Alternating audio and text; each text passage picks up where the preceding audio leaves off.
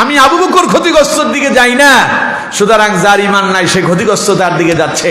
আল্লাহ পাক এই কথাটারে সত্যতার সাথে প্রমাণ করার জন্য কসম দেয়া শুরু করছে। সুবহানাল্লাহ। আল্লাহ রাব্বুল আলামিন বললেন ওয়াল আসর, মহাকালের শপথ, সময়ের শপথ। ইন্নাল ইনসানা লাফি খুসর, নিশ্চয় নিঃসন্দেহে অবশ্যই সব মানুষ ক্ষতিগ্রস্ততার দিকে ডুবে যাচ্ছে। কথা কার? চিল্লায় বলেন কথা কার? এবার আল্লাহ পাক বলছেন ইল্লা, তবে হ্যাঁ তারা ব্যতীত। আমরা বলি আল্লাহ তারা কারা? আল্লাহ পাক কয় আবু বকর যে বলল তারা হলো ওরা আল্লাযীনা আমানু ওয়া আমিলুস সালিহাত। ক্ষতিগ্রস্ততা থেকে বেঁচে গেল যারা, ঈমান এনেছে যারা, আর ঈমান এনে আমল সালেহ করলো যারা। আল্লাহ পাক বলেন বিশাল ক্ষতিগ্রস্ততা থেকে বেঁচে গেল তারা। সুবহানাল্লাহ। তাহলে আমার বন্ধুগণ, হযরত আবু বকর বললেন কারাদারে, আমি তো ঈমান আনছি, আমি বিবলতার দিকে যাই না, বরং যার ঈমান নাই, টাকা থাকতে পারে, বাড়ি থাকতে পারে, গাড়ি থাকতে পারে, সম্পদ থাকতে পারে, ঈমান না থাকার কারণে জীবনে সে সফল হতে পারবে না। আল্লাহ পাক বললেন আবু বকর রে, তোমার কথাটা আমার দারুণ পছন্দ হলো, আমি আল্লাহ শপথ করে বলছি ওয়াল আসর। এখানে ওয়াটা হলো আরবি গ্রামার অনুযায়ী কসমের শব্দ। কিসের শব্দ? সবাই বলেন কিসের? অন্ত দেখি এই কসমটা কে করতেছেন? গোটা কোরআনটা কার? কোরআনের প্রত্যেকটা কথা কার? আল্লাহ কসম করতেছেন। এটা কি স্বাভাবিক কোনো কথা? দুনিয়ার মানুষও কসম করে। ইন্নাল্লাহা ওয়া মালাইকাতাহু ইউসাল্লুনা আলান নবী ইয়া আইয়ুহাল্লাযীনা আমানু সাল্লু আলাইহি ওয়া সাল্লিমু তাসলিমা। সকলে দরুদ ইব্রাহিম পড়েন। আল্লাহুম্মা সাল্লি আলা মুহাম্মাদ ওয়া আলা আলি মুহাম্মাদ। পড়বেন না? কিভাবে? মনে মনে জবান ছেড়ে মোহাব্বতের সাথে আওয়াজ দিয়ে পড়েন। নবীর সাথে কারো শত্রুতা আছে? দেখি তো নবীর সাথে শত্রুতা আছে কার কার, দেখি হাত তোলেন।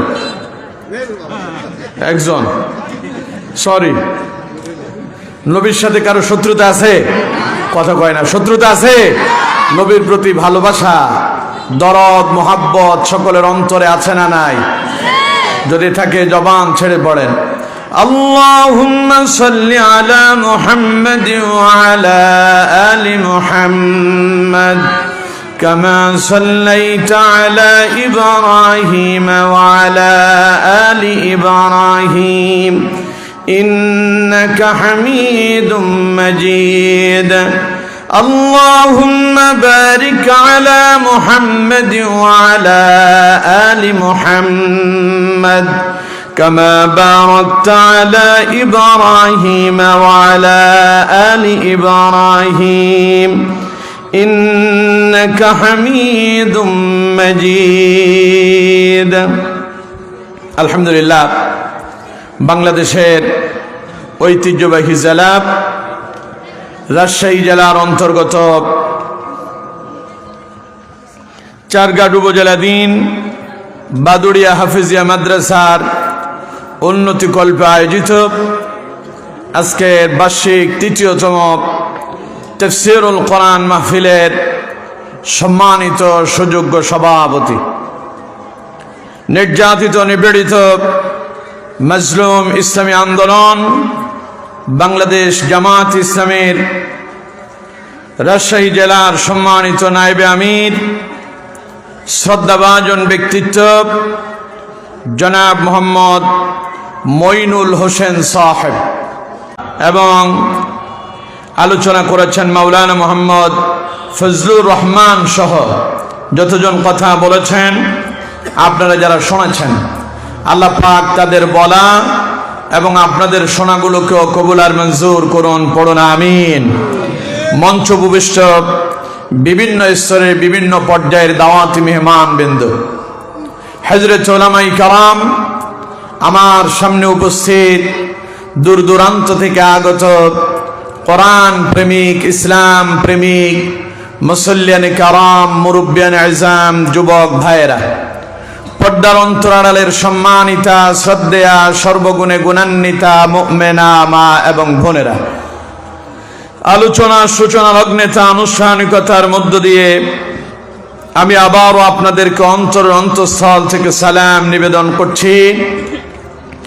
আসসালামু আলাইকুম ওয়া রাহমাতুল্লাহি ওয়া বারাকাতুহু। আমরা মহান আল্লাহ পাকের দরবারে মস্তক অবনত চিত্তে সুজুদ পেশ করছি, যিনি বিশাল আকাশ এবং বিস্তীর্ণ এই জমিনের মালিক, যিনি সাগর মহাসাগরের মালিক, যিনি কুল কায়নাতের মালিক, যিনি জান্নাত জাহান্নামের মালিক, যিনি আরশ আযীমের মালিক। সে আমাদের রব, আমাদের মুনিব, আমাদের স্রষ্টা, যিনি আমাদেরকে হাজারো ব্যস্ততা, হাজারো ব্যাকুলতা থেকে বিরত করে, অসংখ্য অগণিত মানুষের ভেতর থেকে বাছাই করে আমাদেরকে আজকের কোরআনুল কারীমের ময়দানে কবুল করেছেন। আমরা আমাদের সে মহান মুনিবের প্রতি অন্তঃস্থল থেকে সুজুদ এবং শুকর গুজার হচ্ছি। সকলে চিৎকার মেরে মোহাব্বতের সাথে পড়ছি আলহামদুলিল্লাহ। আর একটু আওয়াজ দিয়ে পড়ুন আলহামদুলিল্লাহ। পড়ুন রব্বানা লাকাল হামদ হামদান কাসীরান তাইয়িবান মুবারাকান ফীহি ইয়া রাব্বি লাকাল হামদু কামা ইয়ানবাগি লিজালালি ওয়াজহিকা ওয়া আযীমি সুলতানিক। সবাই পড়ুন লা ইলাহা। পেছনের ভাইরা একটু আওয়াজ দিয়ে পড়েন লা ইলাহা ইল্লাল্লাহু ওয়াহদাহু লা শারীকা লাহু লাহুল মুলকু ওয়া লাহুল হামদু ওয়া হুয়া আলা কুল্লি শাইইন কাদির। পড়ুন আলহামদুলিল্লাহ।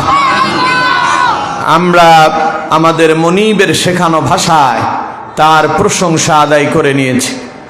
সম্মানিত বন্ধুগণ, প্রিয় ভাই সাহেব, যদিও আমি 10টা থেকে আলোচনা শুরু করার কথা ছিল, মাঝখানে একটু জটিল সমস্যার কারণে আমাকে আধা ঘন্টা পরে আলোচনা শুরু করতে হয়েছে। তা এখন 10:37। তাহলে আমরা যদি আজকের রাত যদি 18 তারিখ পর্যন্ত আমরা ধরলে কয়টা পর্যন্ত 18 তারিখ থাকবে? 12টা। তাহলে আমরা হাতে সময় পেলাম 1.5 ঘন্টা, ঠিক কিনা? তাহলে 12টার পরে আমরা যাব না, কারণ আমাদের মাহফিল কত তারিখ? 18 তারিখ। 12টার পরে গেলে 19 তারিখ শুরু হয়ে যাবে। তো আমরা 18 তারিখের পরে আর সামনে আগাবো না। 18 তারিখের ভেতরে আজকের মাহফিলে আমরা ইতি টানবো ইনশাআল্লাহ। আমি চেয়েছিলাম 2 ঘন্টা কথা বলবো, এখন ভাগ্যে নাই, আমি করব কি? তো আসুন সময় নষ্ট না করে বিতাড়িত শয়তানের ওয়াসওয়াসা থেকে পানা আছে পরম করুণাময় আল্লাহ পাকের নামে শুরু করি। একটি পরিচিত সূরা, আশা করি আপনারা সবাই আমার সঙ্গে তিলাওয়াত করতে পারবেন। সকলে আমার সঙ্গে ঠোঁটে ঠোঁট মিলায়া পড়ুন। আউযু বিল্লাহি মিনাশ শাইতানির রাজীম। বিসমিল্লাহির রাহমানির রাহিম। والعصر إن الإنسان لفي خسر إلا الذين آمنوا وعملوا الصالحات وتواصوا بالحق وتواصوا بالصبر صدق الله العظيم। সম্মানিত বন্ধুগণ, প্রিয় ভাই সাহেব, এই সূরাটা আপনারা পারেন না? পারেন না কারা কারা? দেখি তো হাত তোলেন। পারেন না কারা কারা? না পারার সংখ্যা খুবই কম, 5-7 জনের বেশি না। এই ছাড়া বাকিরা সবাই পারেন? মুখে বলেন সবাই পারেন। তাহলে বলেন তো দেখি এই সূরার নাম কি? সূরাতুল আসর। আসর শব্দের অর্থ হলো ওয়াক্ত অথবা সময়। আমার বন্ধুগণ, এটি কোরআনুল কারীমের ক্রমিক নং অনুযায়ী 103 নাম্বার সূরা। এটি কোরআনুল কারীমের সর্বকনিষ্ঠ ছোট সূরাগুলোর ভেতরে এটি একটি সূরা। এর চাইতে আরো ছোট একটি সূরা আছে যার নাম হচ্ছে সূরাতুল কাউসার। সূরা কাউসারের চাইতে একটু বড় সূরা যেটা, সেটার নাম সূরা আসর। এই সূরাতে টোটাল আয়াত আছে 3টা, এতে শব্দ আছে 14টি। সূরাটিতে রুকু আছে 1টি। সূরাটি নবী করিম সাল্লাল্লাহু আলাইহি ওয়াসাল্লামের মক্কার জিন্দেগিতে অবতীর্ণ হয়েছে বিদায় এটাকে মাক্কি সূরা বলা হয়। প্রিয় বন্ধুগণ, প্রিয় ভাই সাহেব, আমি আশা করছি আপনারা অত্যন্ত মনোযোগ দিয়ে আমার কথাগুলো শুনছেন, ঠিক কিনা? সবাই বলেন ঠিক কিনা? তাহলে একটু পরীক্ষা করে দেখি তো আপনাদের মনোযোগ কেমন আছে। পরীক্ষা করব না? মাদ্রাসার ছাত্ররা তো অ্যাক্টিভ, কারণ ওদের এইভাবে প্রতিদিন পরীক্ষা চলে। এখন আপনারা আজকের কোরআনের ক্লাসের ছাত্র, ঠিক কিনা? এটি হচ্ছে একটি ক্লাস। এটি কি কন্ত? সবাই বলেন এটি কি? এটা উন্মুক্ত ক্লাস। এখানে আসবে খেটে খাওয়া মানুষ, শ্রমজীবী, কর্মজীবী, ভ্যান চালক, রিক্সা চালক, আলেম আসবে, হাজী সাহেব আসবে, মাওলানা সাহেব আসবে, মাদ্রাসার ছাত্র আসবে, স্কুলের ছাত্ররা আসবে, যুবকরা আসবে, তরুণরা আসবে, বৃদ্ধরা আসবে এবং পর্দার আড়ালে নারীরাও আসবে, ঠিক কিনা? সুতরাং এইরকম কোরআনুল কারীমের ক্লাস কিন্তু প্রতিদিন হবে না, এটা বছরে একবার হয়। বছরে কয়বার? আপনি চাইলেও এরকম একখান প্রতিদিন এরকম ক্লাসের আয়োজন করতে পারবেন না, কারণ এরকম একটি ক্লাসের আয়োজন করতে গেলে ব্যাপক খরচ আছে না নাই? সবাই বলতে হবে আছে না নাই? এবং শুধু যে খরচ আছে তা নয়, বিশাল প্রস্তুতির একখান ব্যাপার সেবারও আছে। তো সুতরাং আজকে আপনারা সবাই কোরআনুল কারীমের ছাত্র, আমরা আল্লাহর কোরআনের ছাত্র হতে রাজি আছি না নাই? সবাই বলতে হবে আছি না নাই?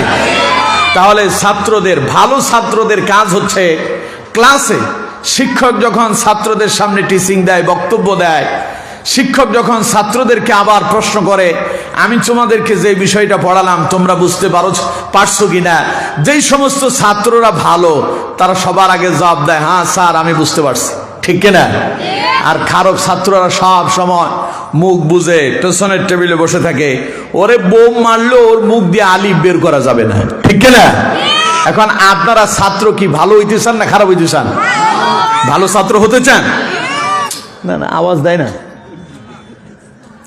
তার মানে আপনারা ছাত্র ভালো না। আপনারা কি ভালো ছাত্র হতে চান? সবাই বলতে হবে ভালো ছাত্র হতে চান। কোরআনের ভালো ছাত্র কারা জানেন? হযরত আবু বকর সিদ্দিক রাদিয়াল্লাহু তাআলা ফার্স্ট ক্লাস, হযরত ওমর ইবনুল খাত্তাব রাদিয়াল্লাহু তাআলা আনহু, হযরত উসমান ইবনে আফফান রাদিয়াল্লাহু তাআলা আনহু, হযরত আলী ইবনে আবি তালিব রাদিয়াল্লাহু তাআলা আনহু, হযরত বেলাল, হযরত তালহা, হযরত জুবাইর, হযরত খাব্বাব, হযরত খুবাইব রাদিয়াল্লাহু তাআলা আনহুমা। চিল্লায় পড়েন আল্লাহু আকবার। এক একজন শুধু কোরআনের ছাত্র নন, এক একটি যেন নবী করিম সাল্লাল্লাহু আলাইহি সাল্লামের জ্বলন্ত, নবী করিম সাল্লাল্লাহু আলাইহি সাল্লামের চরিত্র, ঠিক কিনা? তো সুতরাং আমাদেরকে এইরকম ভালো ছাত্র হতে হবে। আল্লাহ তাআলা আমাদেরকেও কবুল করে নেন, পড়েন আমিন। তাহলে একটু পরীক্ষা করে দেখি আপনারা ছাত্র কেমন, কি বলেন? পরীক্ষা নেব? আচ্ছা কোন তো দেখি, যে সূরা থেকে তিলাওয়াত করছে সূরার নাম পারেন না সবাই? তো আওয়াজ দিয়ে বলেন সূরার নাম। মাশাআল্লাহ। এটি কোরআনুল কারীমের ক্রমিক নাম অনুযায়ী কত নাম্বার সূরা? হ্যাঁ, যাদের মনোযোগ আছে তারা ঠিক আছে, অনেকে জবাব দিতে পারলেন না। এটি কোরআনুল কারীমের 103 নাম্বার সূরা। সবাই বলেন কোরআনুল কারীমের কত নাম্বার সূরা? এই সূরাতে আয়াত আছে কয়টা? সূরাটি নবী করিম সাল্লাল্লাহু আলাইহি সাল্লামের মদিনার জিন্দেগিতে অবতীর্ণ হয়েছে বিদায় এটাকে মাদানী সূরা বলা হয়। হ্যাঁ, তাই আমার মনোযোগ ঠিকই আছে। এবার আপনারা প্রশ্ন করবেন, হুজুর এই কথাগুলো আমাদেরকে জিজ্ঞাসা করার কি দরকার ছিল? এটা জিজ্ঞাসা না করলেও তো পারতেন, কিন্তু কেন জিজ্ঞাসা করলেন? জিজ্ঞাসা করলাম এই জন্য, কারণ আমার দেশে বহু মাহফিল হয়, মাহফিলে হাজার হাজার মানুষও আসে, খুব ওয়াজ শোনে। বাড়িতে যায় পরের দিন সকালবেলা চায়ের দোকানে বসে গল্প গুজব করে আর বলে গতকাল এক বক্তা আসছে, সব ফাটায় ফেলছে। তো চায়ের দোকানদার তো চা বিক্রিতে ব্যস্ত ছিল, মাহফিলে যেতে পারে নাই। জিজ্ঞাসা করলো, আচ্ছা মাহফিলে কি ফাটাইছে দুই একটা বলো তো দেখি। ও কই তা তো আর মনে নাই। এইরকম কিছু শ্রোতা আছে না নাই? আপনারা কি সেই রকম হতে চান? কষ্ট করে আসছেন, এখন কম্বল মুড়ি দিয়া ঘুমায় পড়ার কথা, আরামের ঘুমটারে হারাম করলেন, আরামের বিছানা ছেড়ে দিয়া কোরআনের ময়দানে ছুটে আসলেন, এই শীতকে উপেক্ষা করে বসে আছেন। এই কষ্ট যেন বৃথা না যায়। এসেছেন, কিছু শুনবেন, কিছু শিখবেন, যাওয়ার সময় সঙ্গে করে বাড়িতে নিয়ে যাবেন, আর বাস্তব জীবনে আমল করবেন। আর পরের দিন থেকে যেখানেই যাবেন যা শুনছেন তা আবার অন্যের কাছে প্রচার করে দেবেন। ঠিক কিনা? পারবো তো ইনশাআল্লাহ? আল্লাহ রাব্বুল আলামিন আমাদেরকে কবুল করেন, পড়েন আমিন। তাহলে আমার বন্ধুগণ, যেই সূরাটা আমি আপনাদের সামনে তিলাওয়াত করলাম সূরার নাম সূরাতুল আসর। আসর শব্দের অর্থ হলো সময়। শুরুতেই আপনাদেরকে এই সূরা সম্পর্কে দুই একটা ফজিলত আপনাদেরকে শোনাই। যদি এটি কোরআনুল কারীমের অত্যন্ত ছোট একটি সূরা, কিন্তু মর্যাদার দিক দিয়ে মোটেও ছোট নয়। আমার বন্ধুগণ, প্রিয় ভাই সাহেব, এই ছোট্ট সূরা সূরা আসর সম্পর্কে আল্লামা ইমাম আহমদ রহমাতুল্লাহি আলাইহি তিনি বর্ণনা করেছেন, আল্লাহর কোন বান্দা যদি কোরআনুল কারীমের 114টি সূরার ভেতরে এই ছোট্ট সূরা আসর, এই সূরাটাকে যদি কেউ জেনে বুঝে পড়তে পারে আর এর উপরে যদি তার জীবন অতিবাহিত করতে পারে, তার জীবনের সফলতার জন্য এই ছোট্ট সূরাটাই যথেষ্ট। জীবনটাকে যদি সফল বানাতে চান, দুনিয়া এবং আখিরাতে যদি মুক্তি পেতে চান, হযরত ইমাম আহমদ রাহমাতুল্লাহ আলাইহি বলছেন জীবনের সফলতার জন্য এই একটা সূরার উপরে আমল করতে পারলেই জীবন হবে সফল। সুবহানাল্লাহ কয় না কে? আমার বন্ধুগণ, এই সূরা সম্পর্কে আমাদের এই বাংলাদেশের বিশ্বনন্দিত মুফাসসিরে কোরআন, যিনি ইসলামী আন্দোলনের ছিলেন রাহবার, তাফসীরুল কোরআন মাহফিলের যিনি ছিলেন রূপকার, আমাদের সে কোরআনের পাখি, হাজার হাজার লক্ষ লক্ষ কোটি কোটি মুসলিম তাওহীদি জনতার হৃদয়ের স্পন্দন, আমাদের কলিজার টুকরা আল্লামা দেলোয়ার হোসেন সাইদি রহমাতুল্লাহি আলাইহি, তিনিও এই ছোট্ট সূরা সম্পর্কে তার একটি বক্তব্য, একটি অভিমত পেশ করেছেন। আল্লামা সাইদি বলছেন, আমার কাছে মনে হয় গোটা কোরআনুল কারীম এক মহাসমুদ্র, আর সেই মহাসমুদ্রের ভেতরে সূরা আসরটা মনে হয় যেন একটু ঝিরিকের মতো। আমার কাছে মনে হচ্ছে, আল্লামা সাইদি বলছেন, আমার কাছে মনে হচ্ছে গোটা কোরআনুল কারীমের এই মহাসমুদ্র থেকে আল্লাহ রাব্বুল আলামিন যত কথা আছে সবগুলো থেকে একটু একটু করে ধরে এনে সূরা আল আসর অর্থাৎ সূরা আসরের নামক এই ঝিনুকের ভেতরে আমার কাছে মনে হচ্ছে যেন আল্লাহ পাক সব কথাগুলো প্রবেশ করেই দিয়েছেন। সুবহানাল্লাহ। তার এই কথার প্রমাণও তিনি রেখেছেন 1998 সাল। সালটা কত বললাম? 1998। বাংলাদেশের সর্ববৃহৎ তাফসীরুল কোরআন মাহফিল চট্টগ্রাম বন্দরনগরী চট্টগ্রামের পেরেড ময়দান 5 দিন ব্যাপী তাফসীরুল কোরআন মাহফিলে আল্লামা দেলওয়ার হোসেন সাঈদী রহমাতুল্লাহি আলাইহি তিনি এই সূরা দিয়া যখন তাফসীর মাহফিলে কোরআনের তাফসীর করলেন, তার ওই আলোচনা শুনে, এই সূরা আসরের আলোচনা শুনে একসাথে একদিনেই 34 জন অমুসলিম কালেমা পড়ে মুসলমান হয়েছে। চিল্লায় পড়েন আল্লাহু আকবার। আমি আর আপনি আমার এই কোরআনের ময়দানে, দাওয়াতের এই ময়দানে আমার খেদমত চলছে মাত্র 13 বছর। আল্লামা সাঈদী এই বাংলাদেশ সহ সমগ্র বিশ্বে কোরআনুল কারীমের তাফসীর করেছেন 50 থেকে 55 বছর, ঠিক কিনা? তার এই 50 থেকে 55 বছরের সফলতা হলো এই, হাজারের অধিক অমুসলিম তার হাতে কালেমা পড়ে মুসলমান হয়েছে। পড়েন আল্লাহু আকবার। আর 1998 সাল চট্টগ্রামের পেরেড ময়দানে একদিনেই 34 জন অমুসলিম কালেমা পড়ে মুসলমান হয়েছে। অথচ আমার বন্ধুগণ, যেই মানুষটার তাফসীর শুনে অমুসলিমরা কালেমা পড়ে মুসলমান হয়, সেই কোরআনের পাখি, সেই তাফসীর মাহফিলের রূপকার, আমাদের হৃদয়ের স্পন্দন, আমাদের কলিজার টুকরা আল্লামা দেলওয়ার হোসেন সাঈদী রাহিমাহুল্লাহকে বিগত 16 বছর যে জালেম সরকার ক্ষমতায় ছিল, তারা আল্লামা সাঈদীকে মিথ্যা মামলা দিয়া 13 বছর জেলখানায় বন্দী রেখে আপনার অসুস্থতার নাটক সাজিয়ে তাকে হসপিটালে নিয়ে অপচিকিৎসা দিয়ে হত্যা করেছিল, ঠিক কিনা? অথচ আমার বন্ধুগণ, এমন একজন মানুষ বাংলাদেশে পাওয়াটা আমাদের জন্য দুষ্কর হয়ে গেল, ঠিক কিনা? সাঈদী বাংলাদেশে একটাই, আর হবে না। লোকজন অনেক ক্ষেত্রে আমাদেরকে বলে, হুজুর আপনার ওয়াজের মাঝে একেবারে পুরো সাঈদী সাহেবের গন্ধ পাই। আমি বলি, সাঈদী তো একখান, যেটা গেছে ওটা আর আসবে না।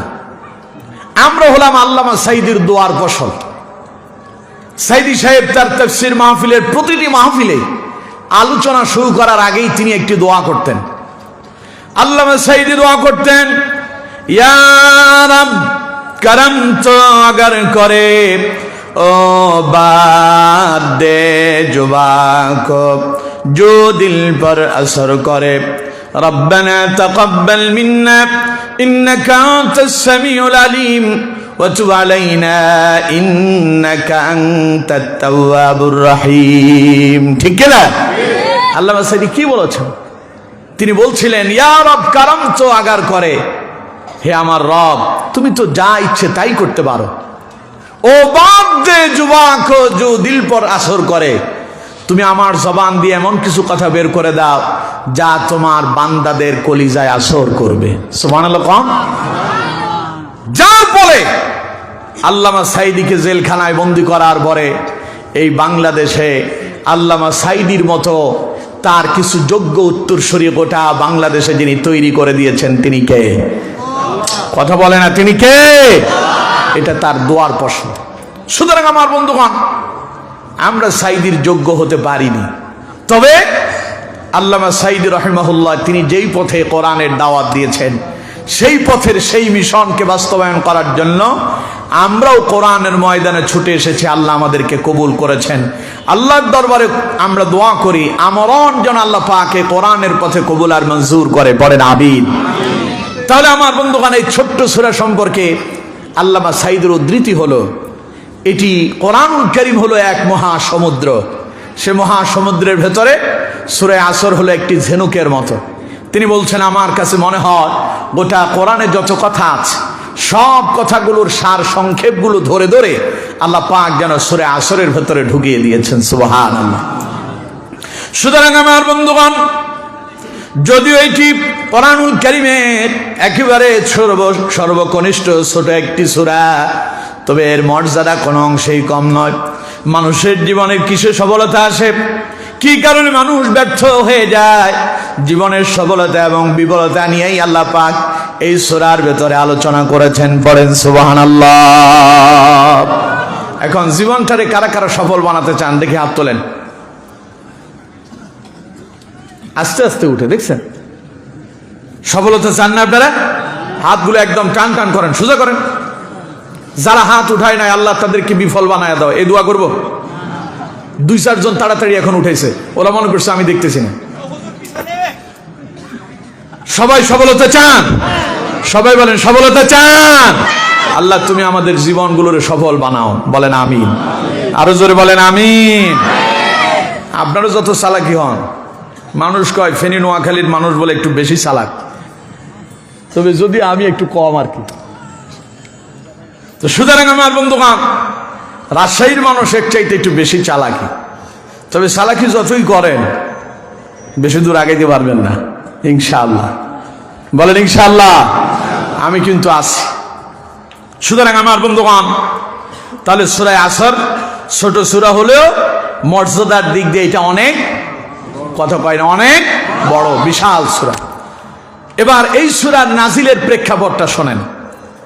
সূরাটি নাজিল হয়েছিল নবী করিম সাল্লাল্লাহু আলাইহি সাল্লামের কালেমার যখন দাওয়াত দেওয়া শুরু করলেন, অর্থাৎ ইসলামের প্রারম্ভিক যুগে হযরত আবু বকর সিদ্দিক রাদিয়াল্লাহু তাআলা আনহু তিনি যখন ইসলাম কবুল করলেন, তার কিছুদিন পরেই এই সূরাটি নাজিল হয়েছে। তাফসীরে জালালাইনের ভেতরে এসেছে এই সূরাটি আল্লাহ পাক হযরতে আবু বকর সিদ্দিক রাদিয়াল্লাহু তাআলা আনহুর শানে তিনি অবতীর্ণ করেছেন। সুবহানাল্লাহ। ঘটনাটা কি ছিল? হযরতে আবু বকর সিদ্দিক রাদিয়াল্লাহু তাআলা আনহু ঈমান কবুলের পূর্বে তার একজন সহপাঠী ছিল, বন্ধু ছিল, কাছাকাছি মানুষ ছিল, নাম হলো কালাদা। এই কালাদা নামক এই লোকটার সঙ্গে আবু বকরের খুব ভালো একটা ঘনিষ্ঠ সম্পর্ক, উঠা বসা ছিল, দীর্ঘদিনের সম্পর্ক। হযরত আবু বকর যখন ঈমান কবুল করলেন, ঈমান কবুল করার পরে হযরত আবু বকর তিনি আর কালাদার সঙ্গে আর তার তেমন সাক্ষাৎ নাই, কথাবার্তা নাই, উঠা বসা নাই। কারণ হযরত আবু বকর যেই দিন পড়েছেন লা ইলাহা ইল্লাল্লাহু মুহাম্মাদুর রাসূলুল্লাহ পড়েন সাল্লাল্লাহু আলাইহি ওয়াসাল্লাম, এই কালেমার উপরে হযরত আবু বকর যেই দিন ঈমান আনলেন, সেই দিন থেকে আবু বকরের এক দারুণ পরিবর্তন লক্ষ্য করা গেল। আবু বকর মনে হয় যেন দুনিয়ার পূর্বের জীবনের যা করেছে সব মনে হয় যেন নিজের কাছে মিথ্যা বলে মনে হচ্ছে। হযরত আবু বকর ঈমান কবুল করার পরে ব্যবসাতে আর তার মন বসে না, বাড়িতে তার মন বসে না, ঘরেতে তার মন বসে না, বন্ধুদের সঙ্গে তার কোনো উঠা বসা নাই। তিনি তেমন একটা বাজার ঘাটেও যান না, তার প্রতিটা মুহূর্ত রাসূলুল্লাহর সঙ্গে অতিবাহিত হয়। হযরত আবু বকর সকালবেলা রাসূলুল্লাহর কাছে চলে আসেন, সারাদিন নবীর সঙ্গে কাটিয়ে দেন, গভীর রাত হয়ে যায়। নবীজি বলেন আবু বকর যাও, বাড়িতে যাও। হযরত আবু বকর বলেন ইয়া রাসূলুল্লাহ, আপনার মতো এমন একজন ভালো মানুষকে একাকী রেখে বাড়িতে আমার মন বসে না। আল্লাহু আকবার। নবীর প্রেমে মাতোয়ারা হয়ে গেলেন হযরত আবু বকর। আমার বন্ধুগণ, এইভাবে যখন আবু বকরের দিন অতিবাহিত হচ্ছে, দীর্ঘদিন কালাদার সঙ্গে আবু বকরের সাক্ষাৎ নেই। হঠাৎ একদিন রাস্তার ভেতরে আবু বকরের সঙ্গে কালাদার দেখা হয়ে গেল। কালাদা হযরত আবু বকরকে দেখে বললেন, ভাই আবু বকর দাঁড়াও, তোমার সঙ্গে কিছু কথা আছে। আবু বকর বললেন, কি বলতে চাও, তাড়াতাড়ি বলো। কালাদা বলতেছে, আবু বকর রে, গত কয়েকদিন যাবত আমি লক্ষ্য করেছি তুমি এখন ধর্মেও নাই, কর্মেও নাই, তোমার এখন উপাসনালয়ে দেখা যায় না, তোমার এখন তোমার ব্যবসা বাণিজ্য দেখা যায় না। আবু বকর আমি লক্ষ্য করেছি এইভাবে যদি তোমার জীবন অতিবাহিত হতে থাকে, তুমি তো এই কুলো হারাবা, ওই কুলো হারাবা, তোমার দুনিয়াও শেষ, পরকালও শেষ। বলেন নাউযুবিল্লাহ। তুমি যে মূর্তির উপাসনা করতেছো না, তার মানে তুমি ধর্ম ছেড়ে দিয়েছো, পরকালে তুমি ক্ষতিগ্রস্ত। আর তুমি যে দুনিয়ার ব্যবসা বাণিজ্যতে মন দিচ্ছ না, তোমার দুনিয়াও গেল, তার মানে তুমি লোকসানের দিকে যাচ্ছ। বলেন নাউযুবিল্লাহ। হযরত আবু বকর কথাটা শুনলেন, শোনার পর বললেন, ওরে কালাদা, নির্বোধ শোনো, কে বলেছে আমি লোকসানের দিকে যাই? কে বলেছে আমি ক্ষতিগ্রস্ততার দিকে যাচ্ছি? তুমি তো জানো না আমি এক নতুন ব্যবসা শুরু করেছি, আমার ওই ব্যবসার প্রথম এবং প্রধান পুঁজি হলো লা ইলাহা ইল্লাল্লাহু মুহাম্মাদুর রাসূলুল্লাহ। হযরত আবু বকর বললেন, কালাদারি, আমি তো ঈমান কবুল করেছি, আমি তো নতুন বিজনেস শুরু করেছি, এখন ঈমান কবুল করার পরে আমি যদি কোনো মানুষের সঙ্গে হাসি মুখেও কথা বলি, আল্লাহ আমার আমলনামার ভেতরে সদকার সমতুল্য সওয়াব দান করে দেয়। তার মানে আমার জীবন বিফলতার দিকে যায় না। ওরে কালাদা, শোনো, বিফলতার দিকে তো তারা যাচ্ছে যাদের বাড়ি গাড়ি আছে, সম্পদ আছে, অনেক কিছু আছে, কিন্তু ভেতরে ঈমান নাই। ভেতরে কি নাই? জোরে বলেন, কি নাই? ঈমান যার ভেতরে নাই, তার বিশাল বাড়ি থাকতে পারে, তার অনেকগুলো গাড়ি থাকতে পারে, অনেক ইন্ডাস্ট্রি আর সম্পদ থাকতে পারে, তার এই সম্পদ কখনো তারে সফল বানাতে পারে। কিন্তু আরেকজন মানুষের বাড়ি নাই, গাড়ি নাই, ইন্ডাস্ট্রি নাই, দিনে এনে দিনে খায়, সারাদিন ভ্যান চালায়, রিক্সা চালায়, কর্মজীবী, শ্রমজীবী, সারাদিন কাজ করে খেটে খাওয়া মানুষ, কিন্তু ভেতরে ঈমান আছে।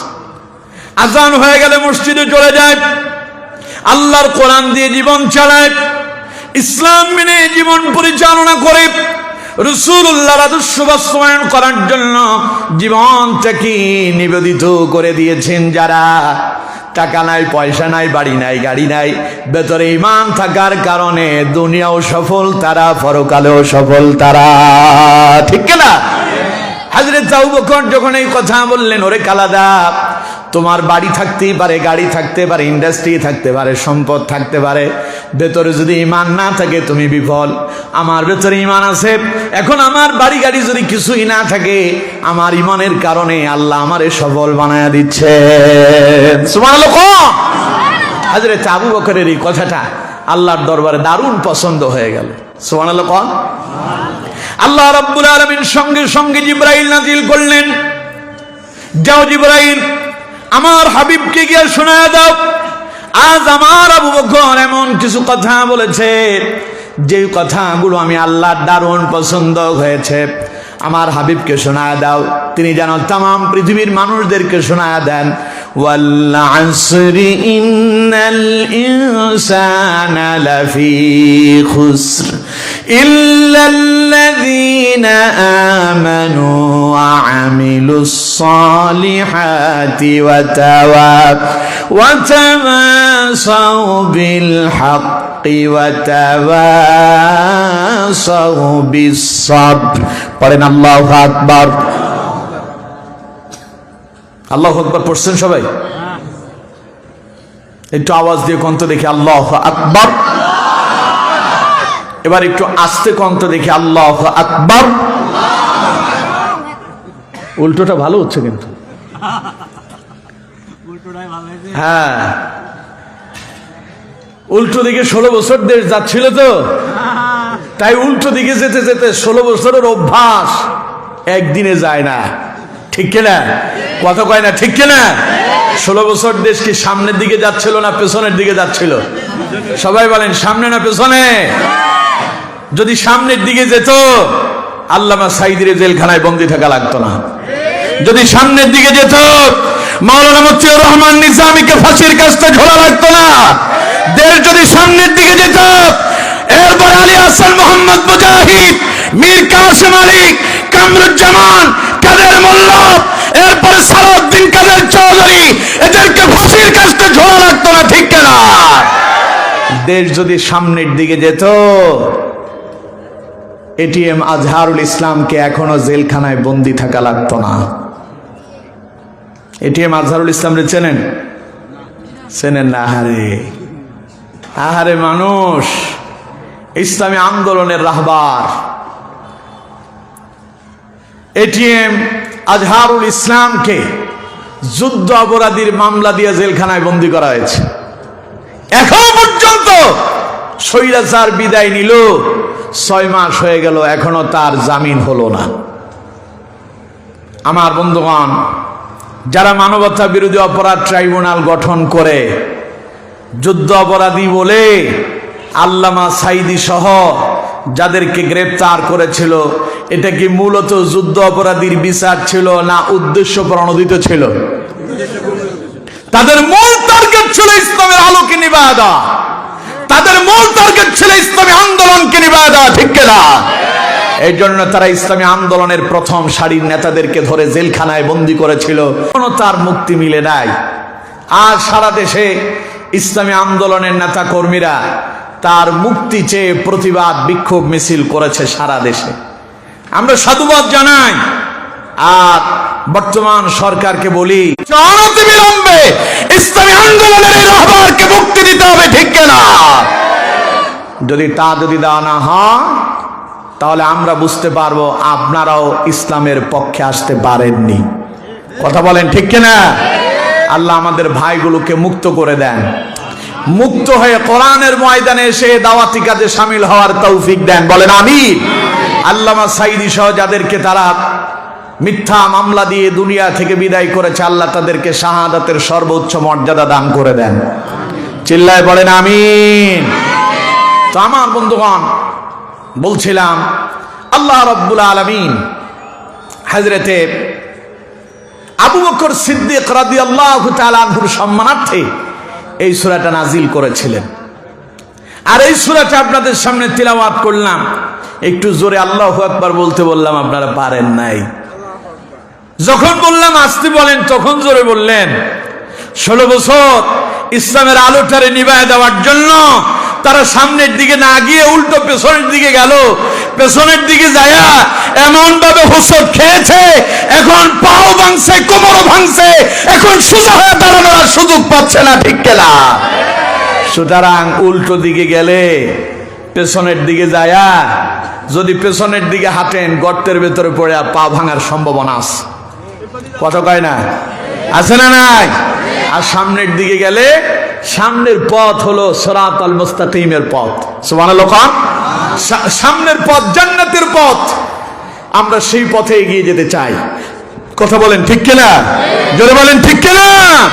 তাহলে সুতরাং উল্টো পথে যাব না, উল্টো ভাবে বুঝবো না।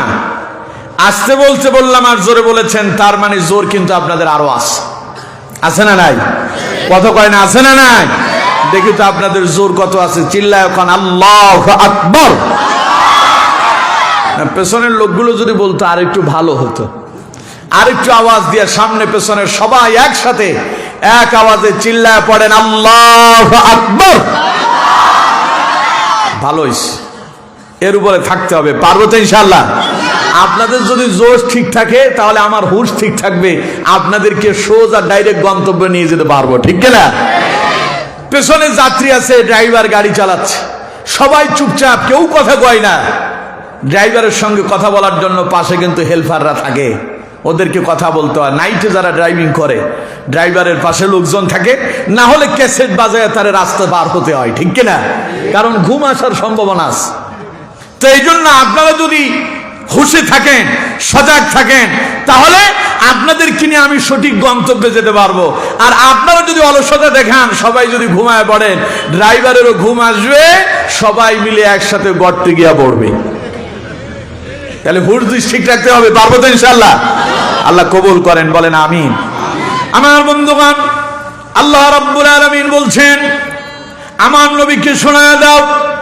আজ আবু বকর এমন কথা বলেছেন, আল্লাহর দরবারে বড় পছন্দ হয়ে গেল।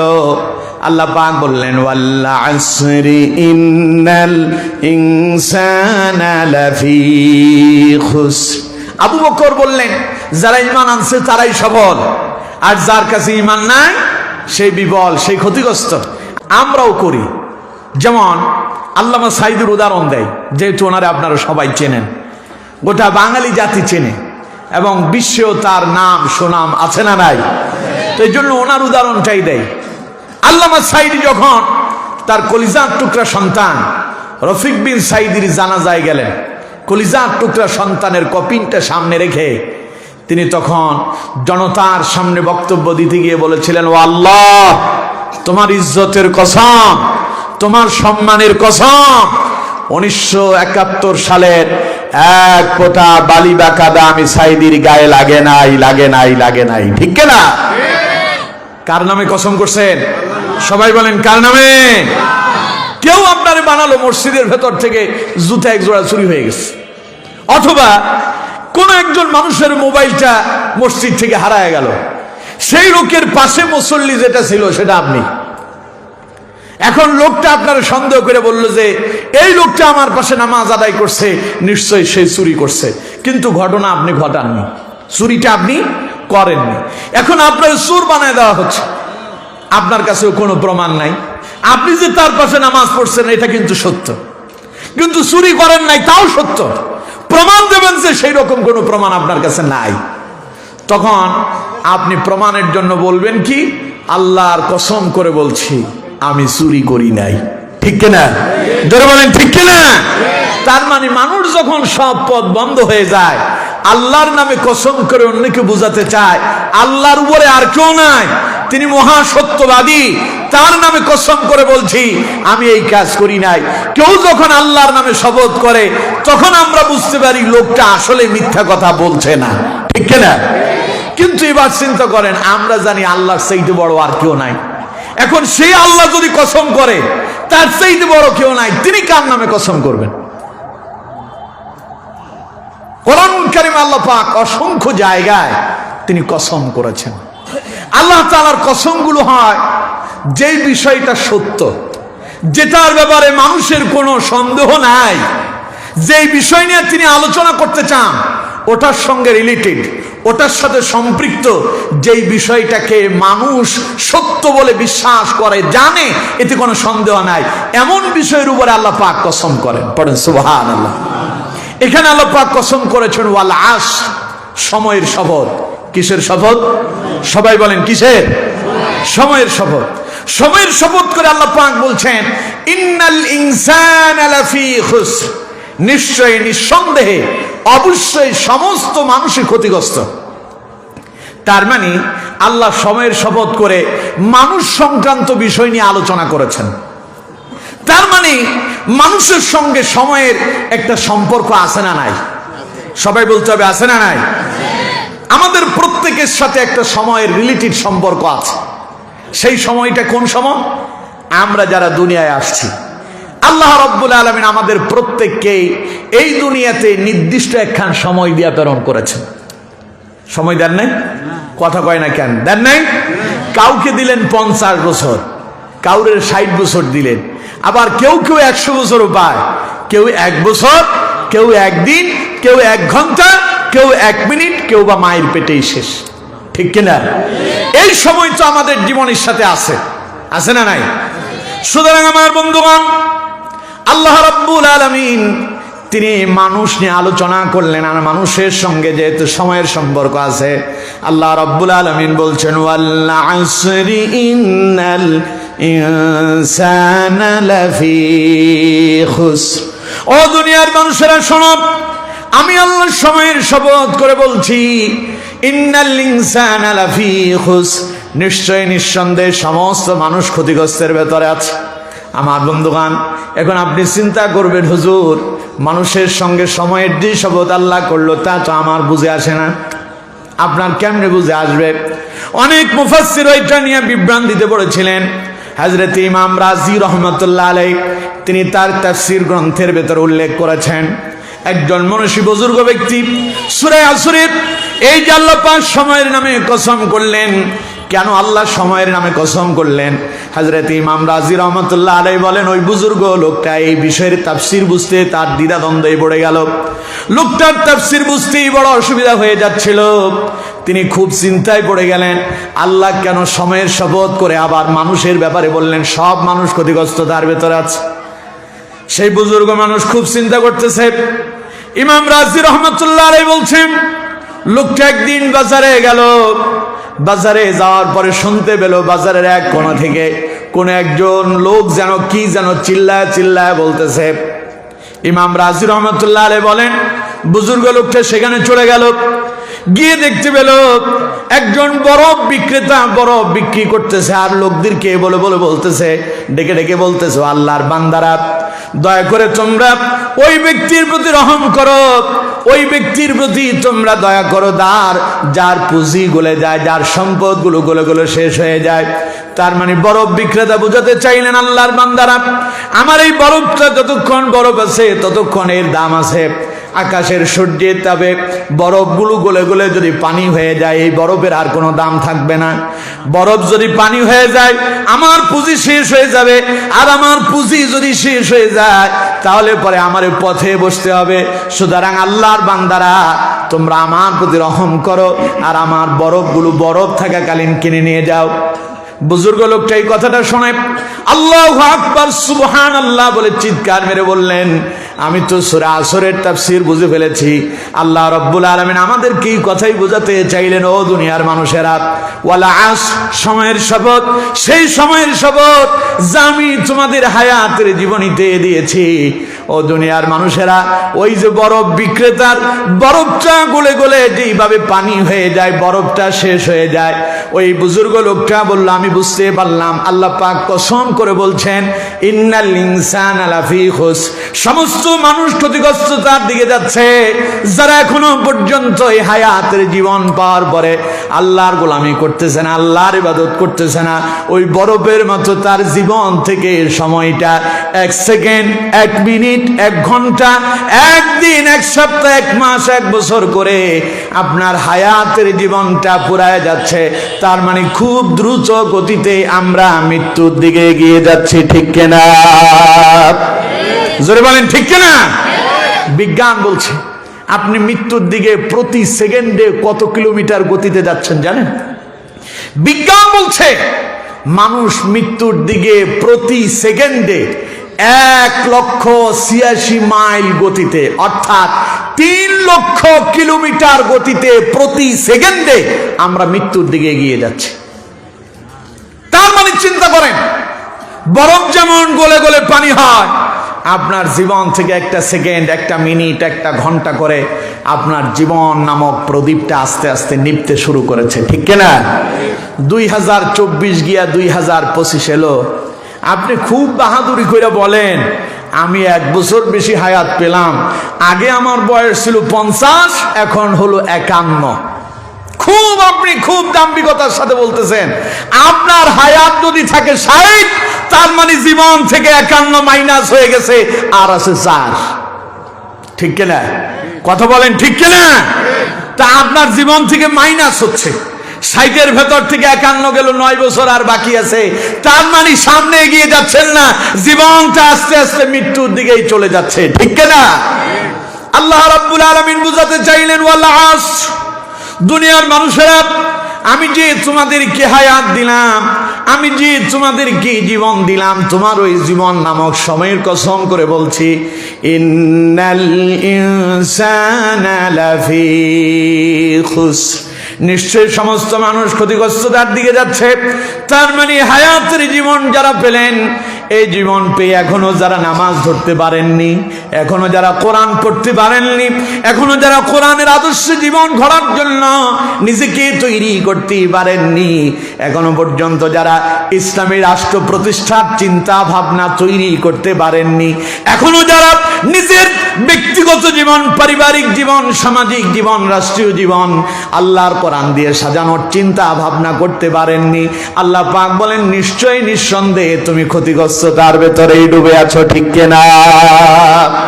বুঝবেন এটা তখন, মরবেন যখন। মরার পরে বুঝলে আর কোনো কাম হবে? কথা কয় না। মরার পরে বুঝলে আর কাম হবে? কেমনি কাম হবে? মালাকুল মউত আসবে, ইযা জাআ আজালুহুম লা ইস্তাখিরুনা সাআতাও ওয়া লা ইস্তাকদিমুন। মালাকুল মউত যদি কারো কাছে আসে, ওরে আর 1 সেকেন্ডের জন্য, 1 মিনিটের জন্য অবকাশ দেওয়া হবে না। 1 মুহূর্তের ভেতরে দেহ থেকে রুটগুণ বের করে নিয়ে যাবে। আপনি 1 মুহূর্তের ভেতরে মৃত লাশ হয়ে পড়ে থাকবেন। দুটো হাত না নাড়াচাড়া করতে পারবেন না, কোনো কথাবার্তা বলতে পারবেন না, চলতে পারবেন না, নিজের কাজ নিজে করতে পারবেন। এক মুহূর্তের ভিতরে আপনার সব শেষ হয়ে যাবে, নাম নিশানা মুছে যাবে। আপনার আব্দুল্লাহ আব্দুর রহমান নাম মুছে গিয়া মুহূর্তের ভিতরে আপনার নাম হয়ে যাবে লাশ। ঠিক না? নামই পরিবর্তন হয়ে যাবে। এরপরে আপনাকে সাদা কাপড়ে মুড়ে ফেলা হবে, তিন দিক থেকে আপনাকে বেঁধে ফেলা হবে। মাথার দিকে একটা বাঁধন বেঁধে দেওয়া হবে, দু হাত সোজা করে দিয়া মাঝখানে একটা বাঁধন বেঁধে দেওয়া হবে, পায়ের দিকে রশি দিয়া বেঁধে দেওয়া হবে। অথচ ওই রশিগুলো খুব টাইট করে বাঁধা হয়নি, আপনি চাইলেই সেখান থেকে বেরিয়ে আসতে পারবেন। কিন্তু আমার বন্ধুগণ, যখন দেহ থেকে রুটুকুন চলে যাবে, তিনটা রশি দিয়া বেঁধে দেওয়া হলো। মাথার দিক দিয়া রশি দিয়ে আপনারে বোঝানো হচ্ছে, আল্লাহর বান্দারে, দুনিয়াতে বহু বাহাদুরি করেছ, বহু লাফঝাপ দিয়েছ, কথায় কথায় বলেছ খেলা হবে, খেলা হবে। এখন পারলে দেখাও তো দেখি খেলা কেমনে খেলে। মাথাটা বের করতে পারবেন না, মাথার উপরে কাপড় দিয়ে বেঁধে দেওয়া হবে না, মাথাটা বের করে মানুষকে দেখতে পারবেন না, কাউকে নিজের মনের ভাব বোঝাতে পারবেন। দুই হাতে হ্যান্ডকাপ পরিয়ে দেওয়া হলো, দুই দিক থেকে হাত দুটোকে বেঁধে দেওয়া হলো। তার মানে দুই হাত বেঁধে দিয়ে আপনারে বোঝানো হচ্ছে, দুনিয়াতে হাত দিয়া কত মানুষ হত্যা করছ, সন্ত্রাসী করেছ, বহু বাহাদুরি দেখিয়েছ। যদি আজ তোমার ক্ষমতা থাকে, দুই হাত একটু নাড়াচাড়া করে দেখাও তো দেখি। আমার বন্ধুগণ, মরার পরে হাত দুটো নাড়াচাড়া করা যাবে নাকি? পায়ের দিকটা বেঁধে দিয়ে আপনাকে বোঝানো হচ্ছে, এই পা দিয়ে হেঁটে হেঁটে ইসলামী আন্দোলনকে নিষিদ্ধ করার জন্য বিভিন্ন জায়গায় দৌড়ঝাঁপ দিয়েছ। এখন পারলে উঠো তো দেখি, পাগুলো সামনে যায় নাকি একটু দেখাও।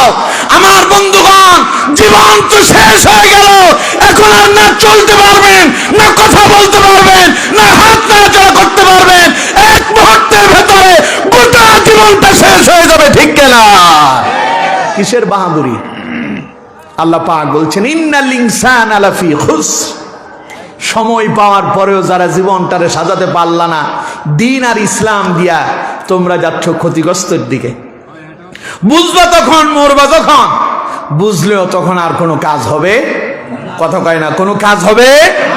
দুনিয়াতে নামাজ পড়েন নাই, দুনিয়াতে ইসলাম মেনে জীবন যাপন করেন নাই, মরার পরে খুব আরামে জান্নাতে যাবেন না, কথা কয় না, জান্নাতে যাবে। যারা ইসলাম মানলো না, কোরআন মানলো না, নামাজ পড়লো না, তারা কি জান্নাতে যাবে না জাহান্নামে যাবে?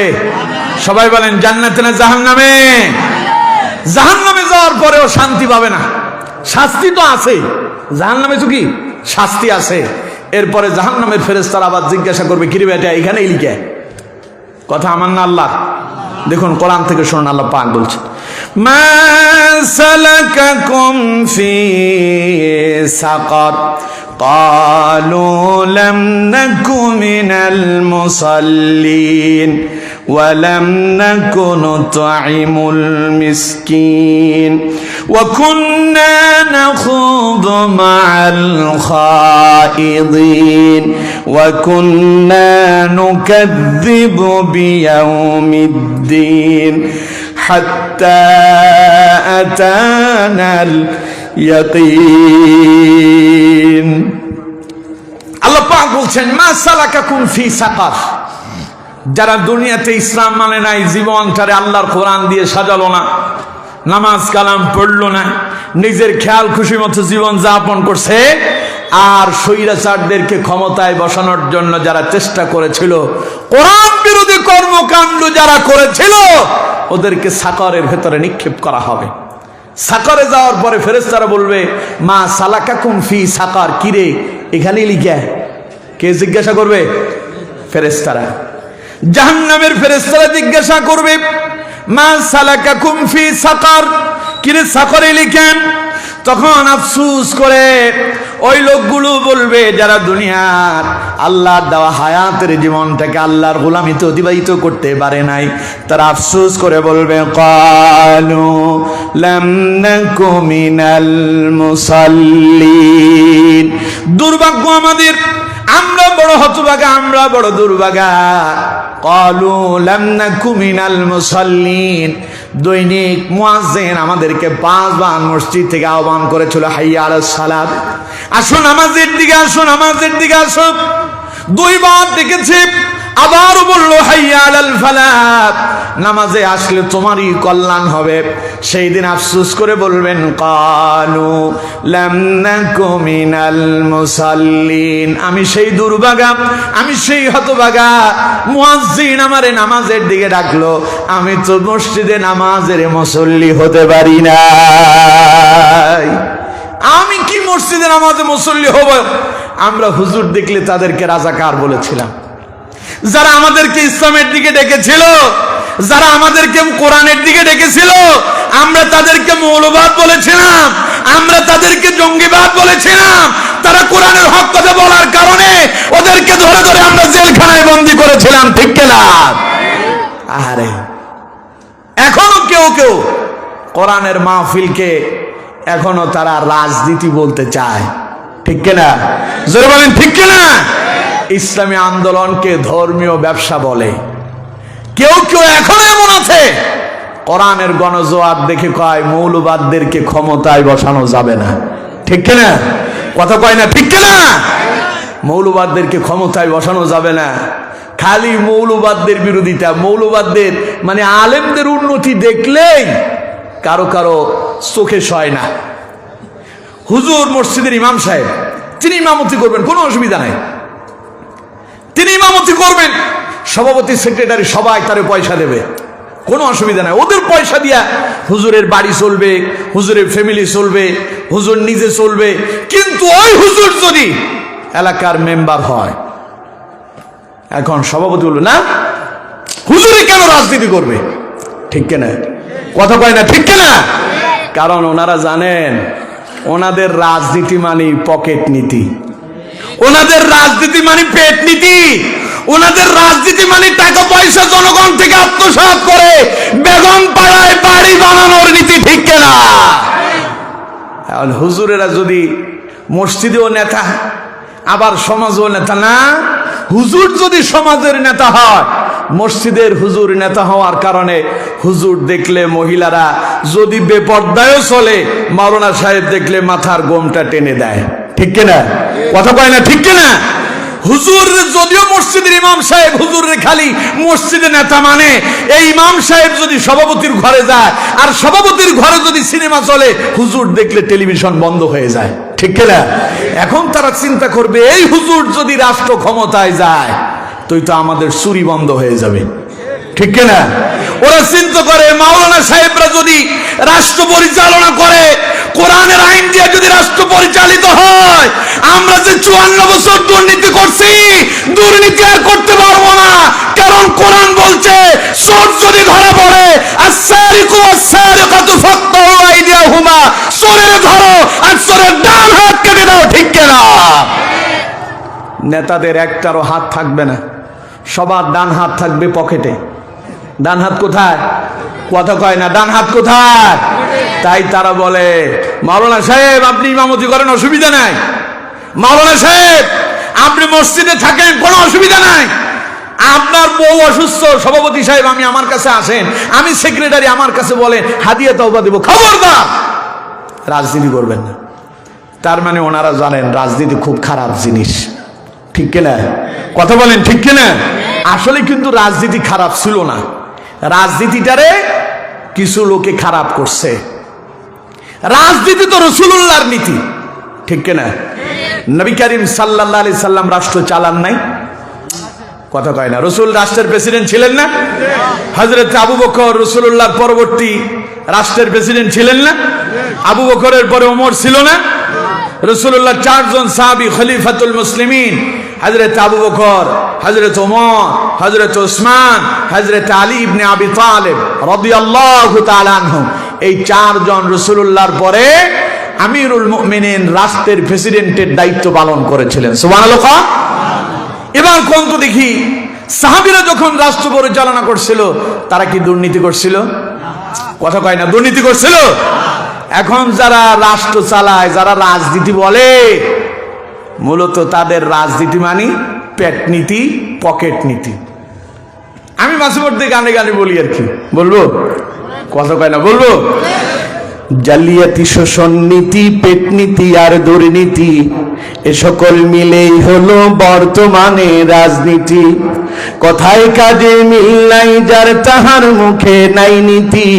রাজনীতি রাজনীতি, ধোঁকাবাদে রাজনীতি, রাজনীতি রাজনীতি, ভাওতাবাদে রাজনীতি। জনগণের লাগিয়া নেতার কলিজা ফেটে যায়, তাই গরিবের রিকশায় চড়ে না কাঁধে রূপে যায়। জনগণের লাগিয়া নেতার কলিজা ফেটে যায়, তাই গরিবের রিকশায় চড়ে না কাঁধে রূপে যায়। এসির মধ্যে বসে নেতা দুঃখের কথা কয়, আর সাদ্দাদের বেহেশত গড়ার স্বপ্ন দেখে দিন রাতি। রাজনীতি রাজনীতি, ধোঁকাবাদে রাজনীতি, রাজনীতি রাজনীতি, ভাওতাবাদে রাজনীতি। জালিয়াতি, শোষণ নীতি, পেট নীতি আর দুর্নীতি, এ সকল মিলে হলো বর্তমানে রাজনীতি। কথায় কাজে মিল নাই যার, তাহার মুখে নাই নীতি। রাজনীতি রাজনীতি, ধোঁকাবাদে রাজনীতি। ঠিক না? কয় ক্ষমতায় গেলে 10 টাকার দরে চাউল খাওয়াবে, ক্ষমতায় গেলে ঘরে ঘরে চাকরি হবে। কি 10 টাকার চাউল খাবো, সেই 10 টাকার চাউল 60 টাকা দিয়ে খাওয়া লাগতেছে। ঠিক না? কি আর ঘরে ঘরে চাকরি পাবে? সব চাকরি পেল গোপালগঞ্জ আর ফরিদপুরে। ঠিক না? তাই তো ছেলেপেলেরা রাস্তায় নেমে আন্দোলন করলো, বৈষম্য মানি না, পড়ালেখা করব আমরা, শিক্ষা অর্জন করব আমরা, চাকরি পাবে তারা, তা হবে না। কাম করবে মশলা, নাম হবে দাড়িওয়ালা, ওটা চলবে না।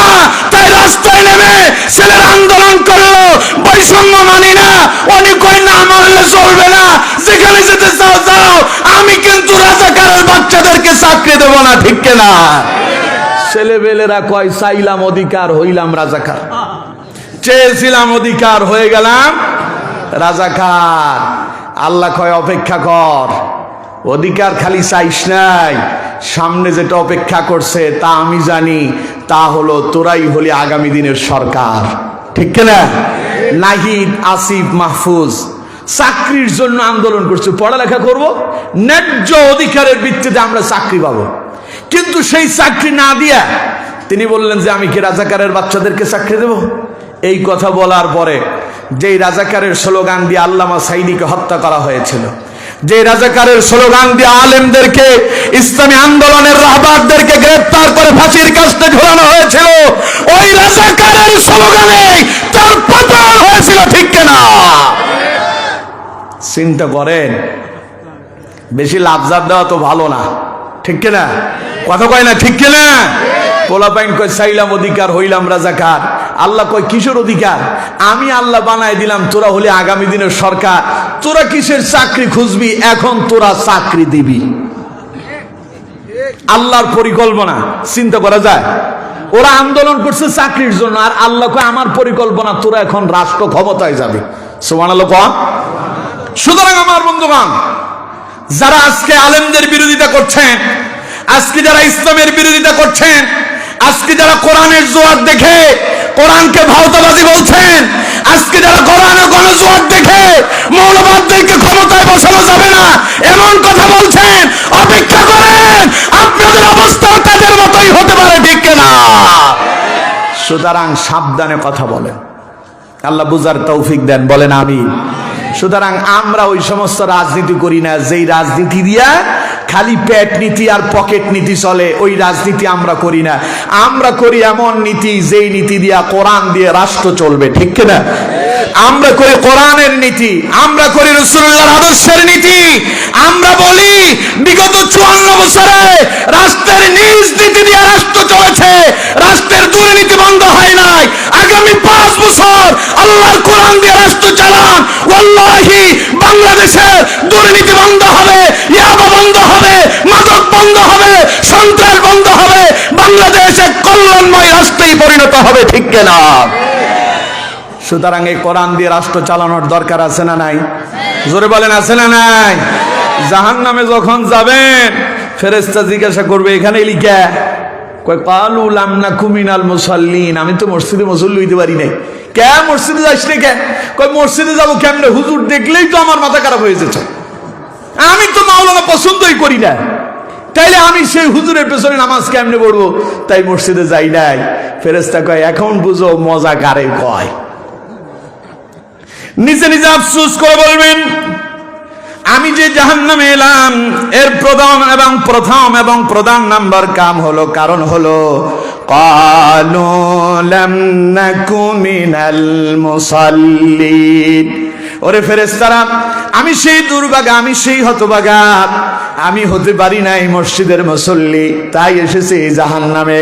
এখানে শেষ নয়, এবার নিজে নিজে আফসোস করে বলবেন ওয়ালাম নাকু নুতঈমুল মিসকিন। দরিদ্র অসহায়রা আমার কাছে আসছিল, আমাকে বলেছিল যে আমাদেরকে কিছু ক্ষুধার্ত, আমাদেরকে খাবার দাও। আমরা তাদেরকে তুচ্ছ তাচ্ছিল্য করে তাড়িয়ে দিয়েছিলাম।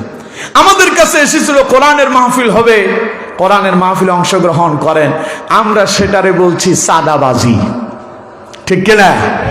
নিজেরা নিজেদের সাদাবাজিরে হালাল করার জন্য এখন কয় তাফসির মাহফিলের নামে নাকি বাংলাদেশে সাদাবাজি চলতেছে। চিন্তা করতেছেন পাগল এখন কোথায় ধরতেছে? পাগল সব গাছে গাছে ঝুলতেছে, ঠিক কিনা? কথা কয় না, ঠিক কিনা? হাই হাই, কোথায়কার কোথায় নিয়ে লাগিয়ে দিচ্ছে। আপনারা যে আজকে যে মাহফিলে যে দান করলেন, এটা আপনারা কি মাদ্রাসার জন্য দেন নাই? কোরআনের জন্য দেন নাই? এই যে আপনারা দিলেন, এটা দিয়ে মাদ্রাসা তৈরি হবে, সেই মাদ্রাসা থেকে আলেম বের হবে।